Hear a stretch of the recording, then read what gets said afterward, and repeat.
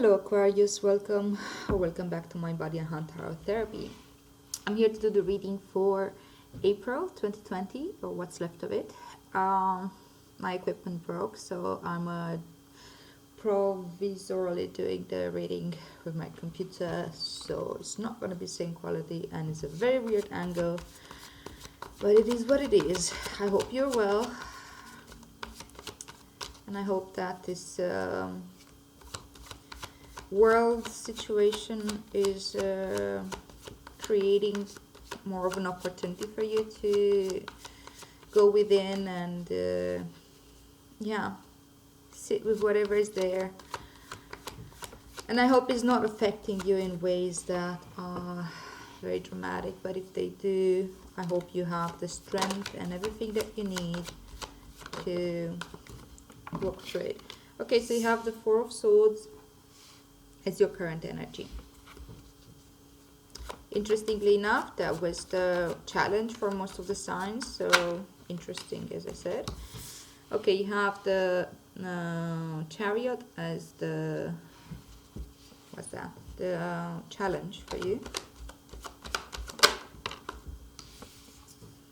You have the Seven of Wands as the focus.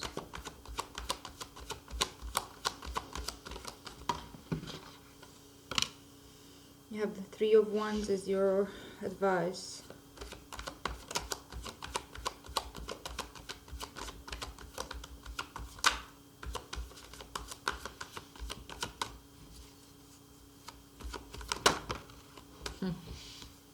You have Death as future energy.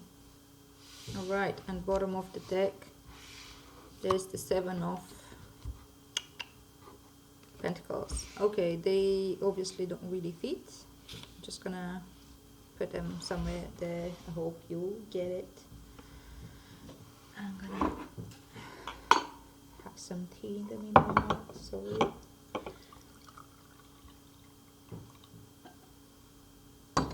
And I'm gonna pull out the clarifiers before I go deeper into this.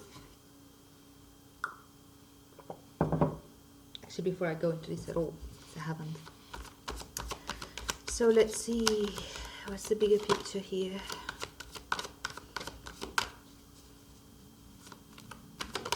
It's the duality of forces. Okay, so you have the Ten of Cups with the Four of Swords as your current energy. You have the King of Cups with the Chariot as your challenge. Have the Emperor with the Seven of Wands as your focus. Something turned. No. You have the Knight of Wands with the Three of Wands as your advice.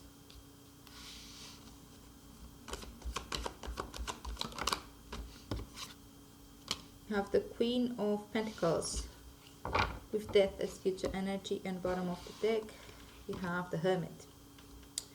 Okay, my dear, let's see, does this work? Yeah, probably better.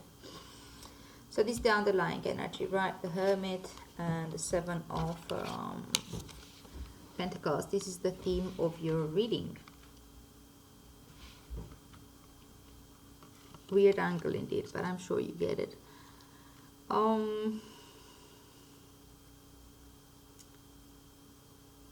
I'll start with the Hermit because the Hermit is important. It was just what I was saying in the beginning, to get that time to go within and investigate.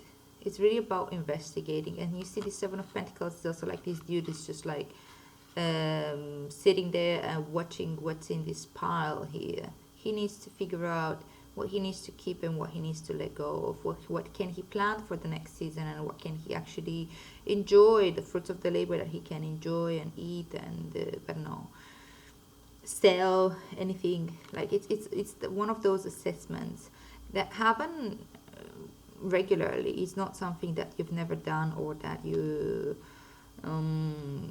like it's cyclical, right? This type of work needs to be done, for example, with every time you plant your crops, and I don't know, mid-season I have no idea. I don't know anything about this, like growing crops, but you know what I mean. You understand the analogy. Of the hermit, see, he's holding here the star in his hand, and he's going like, top of the mountain. He's all alone. He's old and wise. He's using his cane to support himself, and he's bringing this light of hope, because the star means hope, to places that had never been discovered before. These are parts of your psyche that maybe you didn't know you have, or maybe you were afraid to even go there because there was, I don't know, you haven't been there in a long time, became a big dark void that you probably don't really know how to cope with.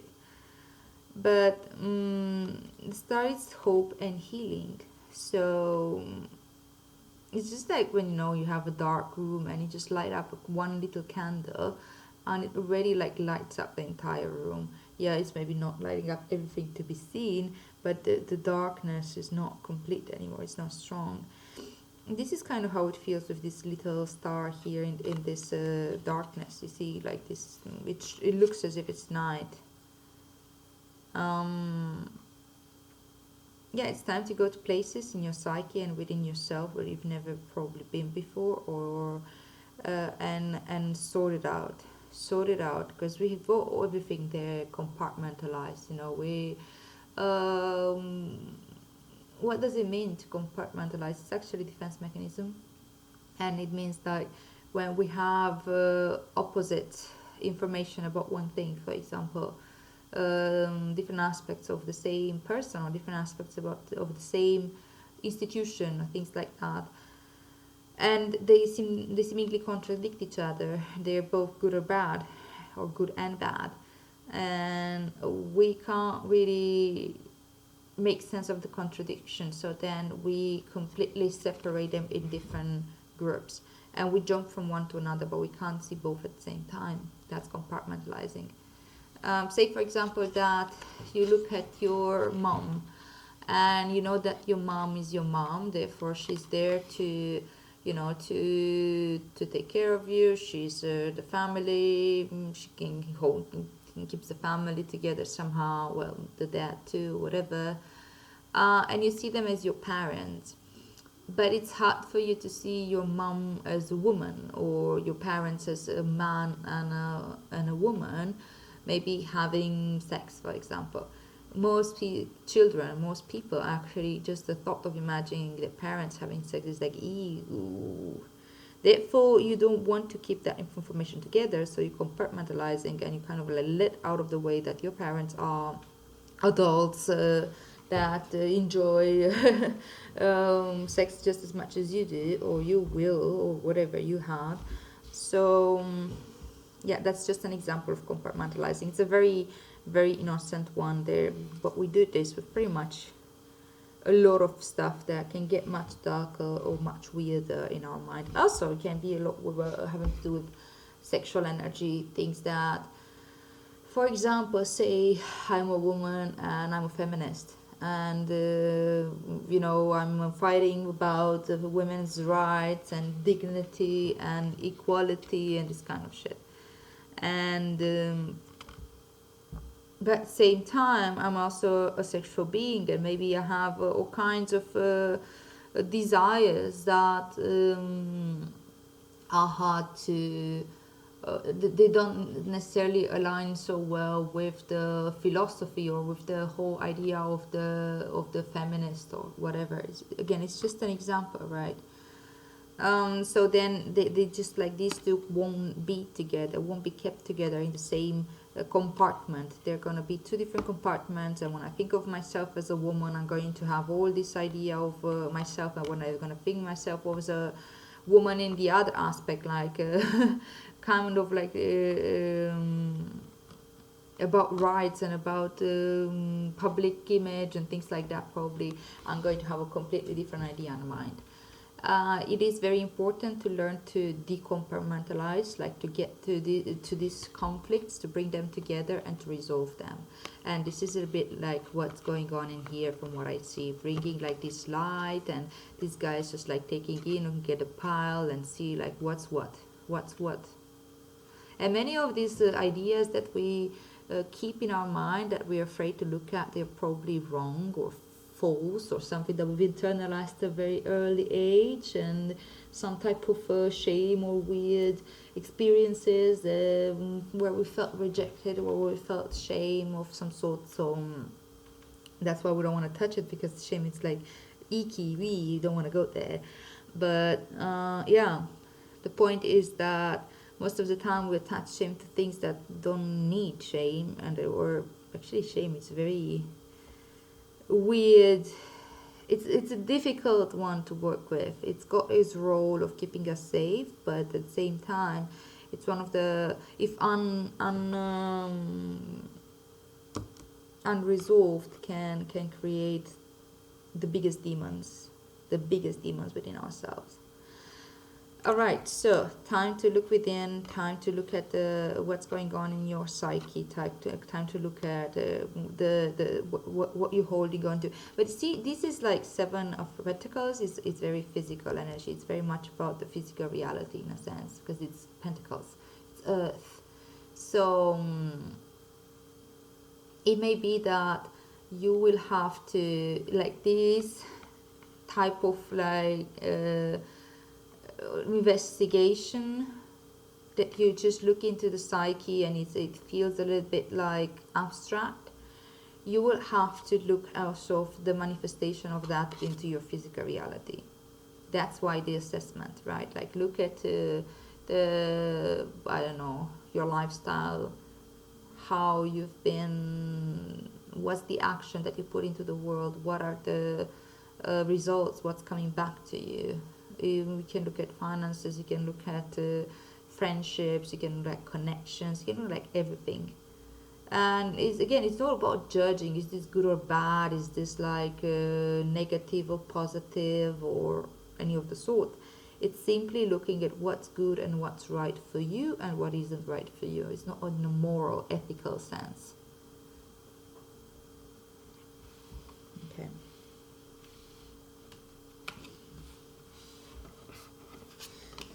So this is current energy, the Four of Swords with the Ten of Cups. So probably you're starting this whole investigation with a pretty reflective state, which is good. We're in a pause. We are all more or less in a pause, but maybe you're actually able to pause. Some of us aren't able. Some of us are just like going, like, I don't know, like running in circles within their rooms, or they don't just follow the protocol and they go out way more than necessary, or things like that, you know. It doesn't matter. The point is that you seem to be able to make use of this break, and you seem to be able to go within and have this moment of a meditative state, of reflection, of kind of allowing your mind to settle, to rest. And probably what you're reflecting on or about is really happiness at large. What does happiness mean? What does it mean to you? What does it mean to other people? What ideas of happiness are maybe outdated, or what ideas of concepts of happiness maybe are just concepts that are not applicable in the world. And yeah, might be looking at what's in that pile there having to do with happiness. Is happiness mandatory? Is happiness the goal? Is happiness achievable? Is it possible to be all the time? Can I realize when I'm happy, or am I only when I look in hindsight I realize, oh yeah, I was much happier then? Does this mean that I was happier? Does this mean that I was idealizing, or am I idealizing the past? What is it that I'm idealizing? Am I idealizing a certain story that's been sold to me by Hollywood or the romantics, things like this, you know? So this seems to be on your mind right now, and it's probably a really good thing to reflect on, because most of the time we realize after long reflections that happiness It's not as clear as we thought it was, and we're probably chasing ghosts when we're chasing happiness. And you'll see that, I don't know if I should tell this now though. Let me see what's going on here. Well, okay, I'll just quickly shove that in since I already started. It's not that much about happiness in itself, it's more about joy, about finding joy in having reality as it is right now. I feel like this is something that you need to check on your own, and you're probably gonna find your way to maybe this understanding your own way, not by me telling you, okay, your ideas of happiness are all bullshit, and here I am telling you what happiness is really about. This is something that you're reflecting on, and you have your own inner wisdom to tell you what the real answer is, that it makes sense to you right now, enough for you to keep going and to go in the direction that you need to go. It seems a bit difficult though for you to go in the direction that you need to go, having the Chariot and the King of Cups here. This is challenging, right? You pursue whatever you pursue. Maybe happiness for you means being fully emotionally empowered. Maybe happiness for you means to contain your emotions, to feel your emotions, and to not be the slave of them. And Aquarius, I get it. I mean, I'm Aquarius Moon and Aquarius Rising. I'm very much connected to this energy. I've got my Mars in Aquarius. I've got a strong Aquarius energy in my chart, right? And we as Aquariuses, we have so many other attributes, but one thing that's interesting is our relationship with our emotions. I mean, having the moon in Aquarius makes it even more like on point, because that's what's managing my emotion, and I'm managing my emotions and my subconscious and my unconscious and my fears and everything through the Aquarius archetype. And Aquarius can be quite detached. Aquarius feels like, we can take in the whole, here I am, I'm distancing myself from the emotional things, and I'm looking at the data, and I'm looking at the big picture.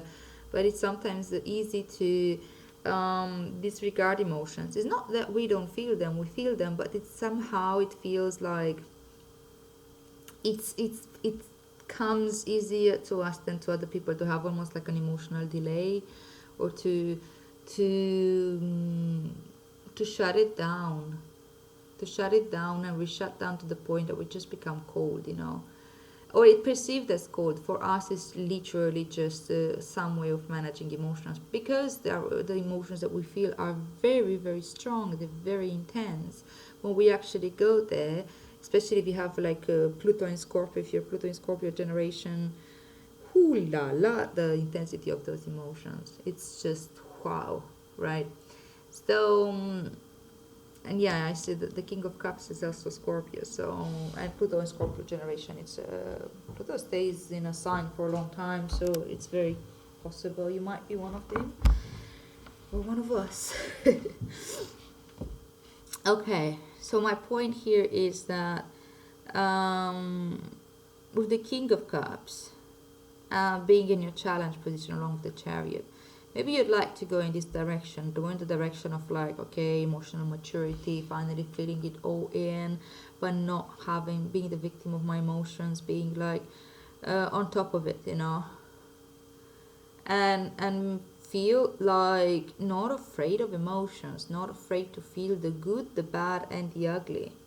But that's the thing, like the willingness to feel, it's what frees us. Because when we are afraid of feeling certain way or certain things, and we're like, no, we only need to be like, this whole toxic positivity culture doesn't help. When we're like pushed in a way to feel happy or to be happy all the time, or to show that we're happy, we can't show people when we feel sad, or when we feel whatever darkness we may feel within ourselves, because we get like, I know marginalized or persecuted for that, or dismissed somehow as something that we're doing wrong. We're shamed for not being happy. It's not happening everywhere, but to a certain degree kind of does actually. Anyhow, you do have the possibility to get there. It's just challenging. This is not a walk in the park. And you know, having these two here, the two sphinxes, the black and the white, like really actually driving this chariot is fascinating. Thinking about what we just said, being able to be present with both the dark and the light, being able to be present with both what we are afraid of, but also what we hope and all that. And you see this white square just here at the heart space, and the star being the right at the on the forehead of this gentleman here. You see that star is supposed to show that he's divinely guided, and the square, the white square at the heart, it shows that you're safe and innocence. You know, having that innocent heart. Yes, by being able to feel, by being able to recognize the both sides of the coin, the black and the white, the shadow and the light, all that, you are able to keep your heart pure. Because we're not like when we're not willing to feel, when we're terrified to feel, that's actually when the feelings have power over us, and fear has power over us, and I don't know, everything that we're afraid of. When we're not looking into the fear, when we're not looking into our emotions, and having fear of emotions in general, well, that's a fun one. Okay, so you have the Seven of Wands and the Emperor as your focus.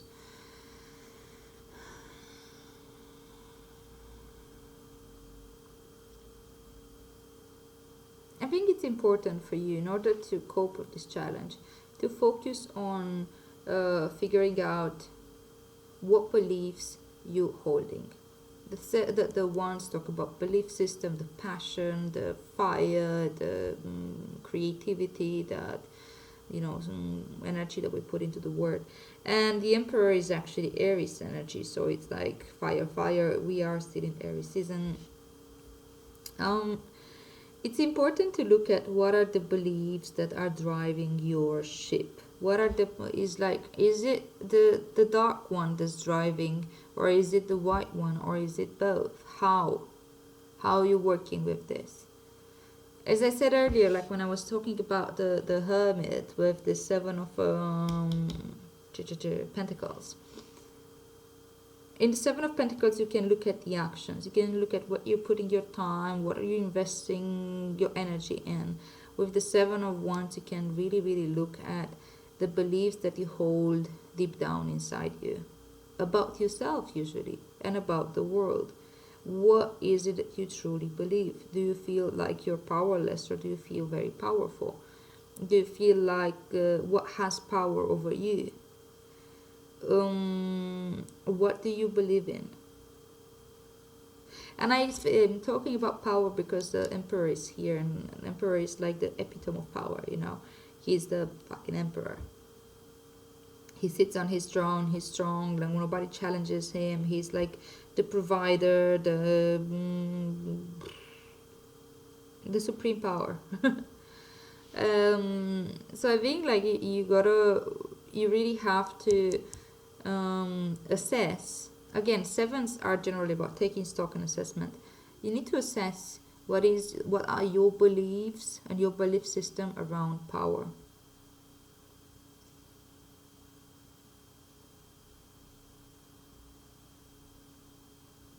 And self-empowerment, your own power. How do you look at authority? Maybe also double check what's your relationship with the father figure in your life. Were you like rebellious against it? Were you like Was it important in your life? Was it a role model or not? Or until when it wasn't anymore? This kind of things. And as you observe this whole like a little history lesson within yourself and these parts of the psyche, check what kind of beliefs you've internalized about yourself. For example, if you've idealized your father up until the age of 7, what was it that was validating, or what was creating this whole idealization process? What were you like so happy about, or whatever? What you thought he was? And if after 7, 8, or I don't know, when you became a teenager, you started like feeling like, I don't know, maybe he's a human being, and maybe he's not the role model that you thought he was, or whatever, like he's not the authority that he used to be. What was his reaction? Did he get like, I don't know, did you rebel? Did you feel like did you start like acting like he doesn't matter? Did you defy him? Did you provoke him? What was your reaction? And what was his reaction? And then whatever that relationship was, what you've internalized. Did you feel like maybe you need to prove something? What did you have to prove? Did you have to prove that you are relevant? Did you have to prove that you're powerful, or you can have more power than he does? These can sound stupid, but and dramatic, but that's the thing. Like the mind is like cooling us down a lot, and it's just like creating these daily realities and stories that we can get confused in and forget about everything. But the real drivers are these like deep beliefs that they come from within, and most of the time we don't look at them. That's why you need a hermit to look really seriously in this and bring light to that. And yes, these driving stories are usually very simple. They're very dramatic. That's sort of like, okay, I need to prove to my father that I'm better, or I need to prove that I have a voice, or I need to prove to myself somehow that I'm good enough, or that I'm worthy of something, or things like this, I'm not telling you what the story is. You tell yourself. You notice for yourself what the story is, and this is just a guide to tell you where to look. It's like pointing you into direction, this focus. And then you have the advice, right? Advice is telling you more about like what actions to take with what you see in this focus position. And you see with like you have the 3 of Wands and the Knight of Wands. A lot of Wands here, Aquarius. Interesting. Very spiritual month for you. Wands talk also about spirituality. So with the 3 of Wands, I feel like you've chosen your path. You've chosen the direction you want to go, and how in light of this, what you're looking at, and in the light of the direction that what seems to be challenging for you, what is it that you need to achieve, what is the challenge that you need to complete in order to go to the next level, to end this cycle, whatever this cycle is for you. And the death is here to tell you that there's going to need to be a transformation, right? The advice is like, look forward at where you want to go next. And with the Knight of Wands is like, engage your creative self, but create more like the enthusiastic part of you, the part of you that's like super getting really happy about the adventure of whatever this path is taking you, whatever your path is.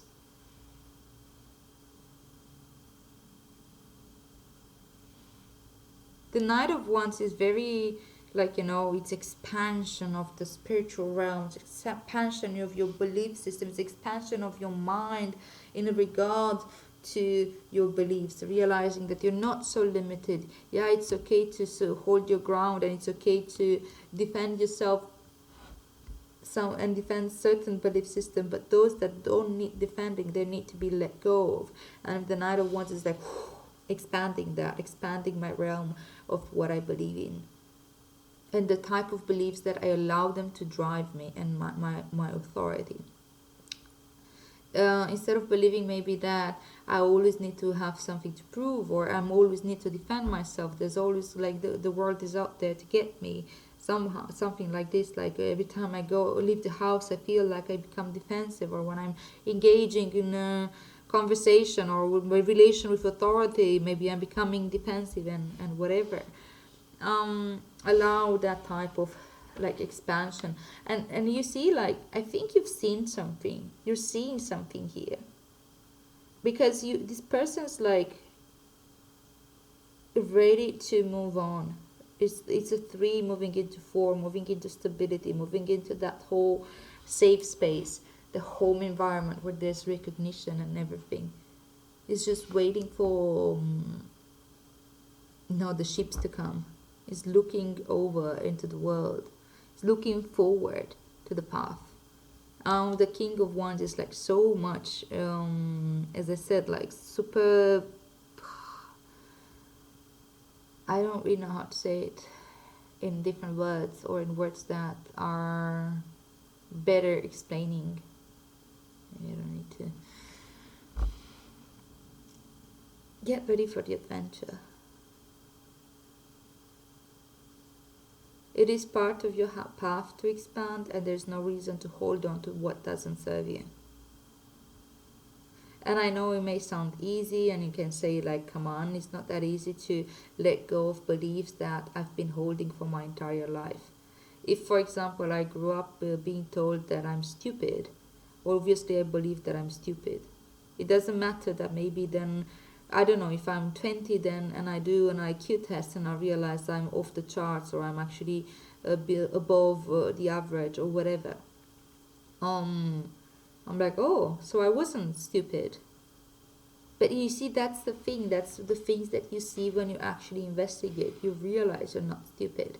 And you need to realize it at a deep level. This is just an example. I'm not saying you thought you were stupid. Another example. If you grew up believing that you're, like, I don't know, maybe you were told all the time that you're ugly, or that you're not, I don't know, something. And then you realize, like, I don't know, maybe growing out, leaving the home country, traveling the world, you have the Knight of Wands.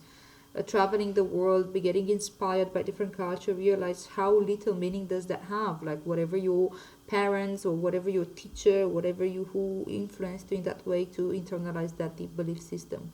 And even though your rational mind might realize, okay, this is stupid, you may still act from there, because you need to go deeper with that type of investigation. You really need to go to the core of it. But that's the thing, like, this can be done with excitement rather than doom and gloom, like, my goodness, I'm having this belief. And like, it requires a little bit of work, and it requires like experiential work in this case, and getting inspired by your travels and by other cultures and the people that you've met in your life and you're meeting in your life, and so on. Opening up to that type of knowledge and understanding that comes from that type of adventure, when you go in places, backpacking, for example. What have you learned from that type of experience, if you had it?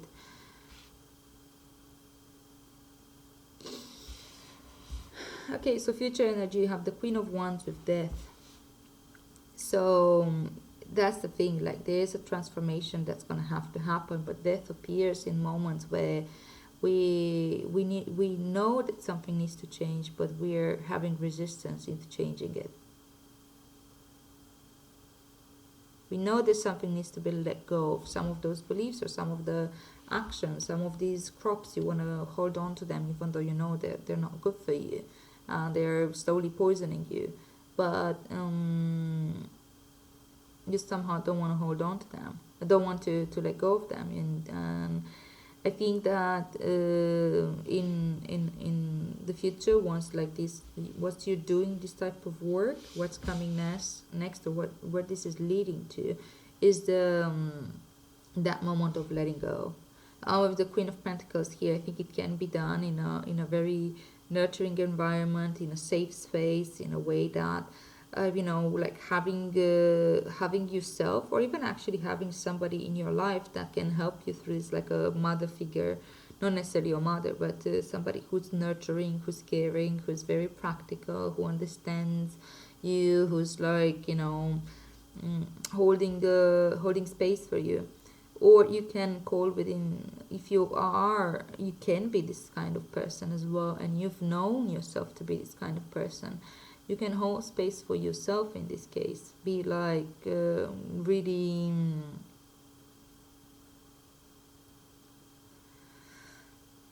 nurturing, really deeply nurturing of yourself, not judgmental but nurturing, creating space for transformation, creating space for knowing that you're safe to go through this process. For some reason now I'm thinking, like, I don't know, like somebody who needs to go through a withdrawal, that's been taking maybe drugs. It may be the case, it may not be the case, it's just a metaphor now. Somebody who's maybe like, taking I don't know what, and they need to go through the withdrawal period, and in order to get clean, but they need that type of safe space. And that needs to be done not by like, oh my god, I'm such a loser, oh my god, how could I get myself through this, but through nurturing myself, through caring for myself, or connecting to the people that can provide that type of help for me. Obviously that doesn't mean that you're a drug addict and you're gonna have to go through this, but if that's the case, I think it's possible. I think you're reaching that point, and I think that's kind of really help you transform your life radically. And if that's not the case, then what is it that you're holding on to, that you know it's not healthy for you, that you know it's not good for you? You identified it here, and it's having to do with your relationship with power, and in general, and authority figures, but also with your own authority, your agency, your ability to say yes, say no, and move as you please. Okay. Oh, that's a beautiful one, and I don't see it often. It's called Blessing of Zahra.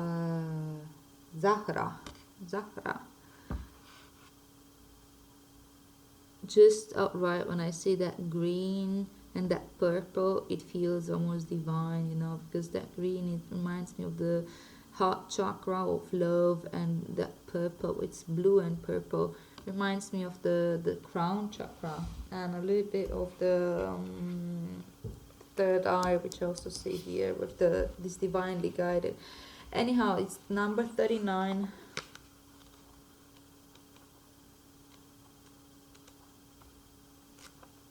Okay, so Blessing of Zahra. Let go of thought. Don't take it into your heart. You are naked, and thought is like ice. You use thought to seek release from suffering and pain, while thought is the cause of your suffering and pain.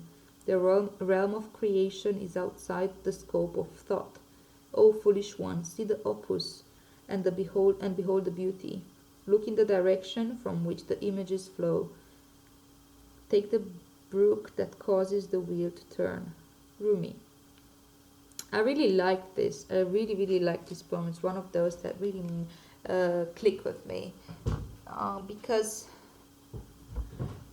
it's true. It's like what we believe of, what is it that we think, and what is it that we really believe at a deep level. It's what creates the suffering. We need to look at the illusion that we created for ourselves. It's an illusion that prevents us to see how we are suffering, because we don't want to feel the pain, but it's also the illusion that we create of the suffering. Like, what type of belief system I've internalized that it makes me suffer? I hope that makes sense to somebody out there, because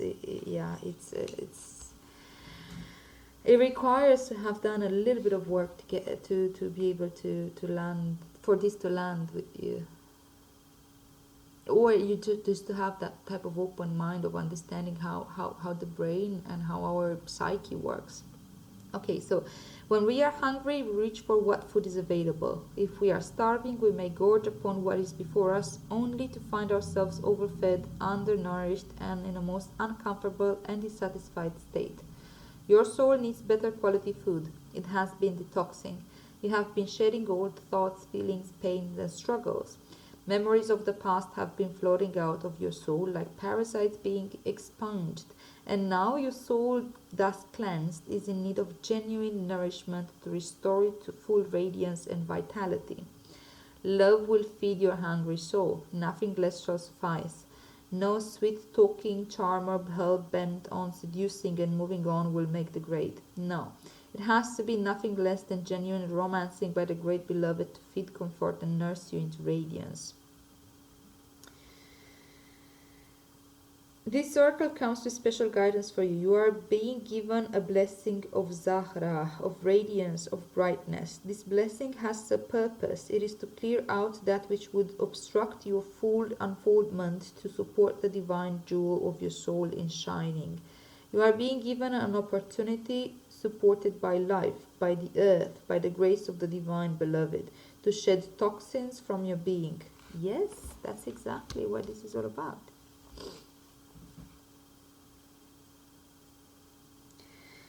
These may be physical and they may equally be of emotional, psychic, or psychological origin. They may come from this or another lifetime. You may understand consciously what is being released or you may not. If you are sensitive, you may feel symptoms of detoxification at a physical level, even if what you are releasing is emotional or psychological in nature. You are encouraged to complete the sacred honoring ritual, to stay adequately hydrated, and to be moderate rather than excessive in your approach. Give your body and mind time to rest and replenish so that blessing can be fully received. That's where the Queen of Pentacles comes in. If you have been unwell or struggling to let go of an issue, this oracle comes as a portent of imminent healing back to good health and of release of the issue into resolution and divine radiance. It is only a matter of timing, and that timing is imminent.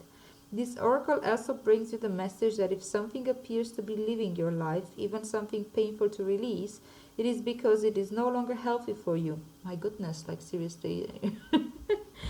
The way they align is fantastic. With the, again, that's what I was saying with the death card earlier, right? It is because there is no longer healthy for you or no longer supporting of life for you. There is something more loving and beautiful awaiting. Do not try to feast upon scraps. Stop scrapping in the dirt for stale breadcrumbs. Rise up and move towards the seat and the heavenly table gleaming before you, for a greater feast awaits your attendance. Okay, since it's mentioned, I will read the sacred honoring ritual. Only if you feel the call, do it. It's usually just very simple. It says, say aloud, I call upon Al-Zahra, the merciful divine one shining with grace, and Rumi, who loves me without condition. I call upon the healing angels and I say the following declaration. With grace, I accept the shedding of that which is no longer worthy of me. I allow myself to release with merciful grace what no longer feeds my soul with the truest of nourishment. I open to receive through unconditional love, healing, support, intervention, and protection, that I may shine with the divine radiance bestowed upon me in this blessing. I surrender my attachment to scraps and open my mind, body, and soul to the great feast. In profound gratitude, I bow to the compassion that leads me to the banquet of love now. So be it. Lie down and rest for however long you need. Healing will happen during this time, so try to rest for at least 5 to 20 minutes, more if possible. Following your rest, you may also like to have a shower or bath using a handful of regular salt or a gentle body scrub to support your psychic and physical cleansing process. Enjoy this as an act of self-love. And then you have finished your sacred honoring ritual. Alright, dear Aquarius, this is a really good process. I'm have all the confidence that you are willing and able to go through this, and that's going to bring you to the new stage that you is necessary for you, and it's called upon you in your personal growth and evolution of consciousness. So rejoice, my love. Okay, thank you so much for being here. I hope this makes sense to you. If you resonate with this reading, please like, share, and subscribe. Share it to your friends. It will be very helpful for me, for this channel to grow and to get to reach more people. All right, so have a wonderful process in April, and I'll see you here soon. May our practice benefit all beings.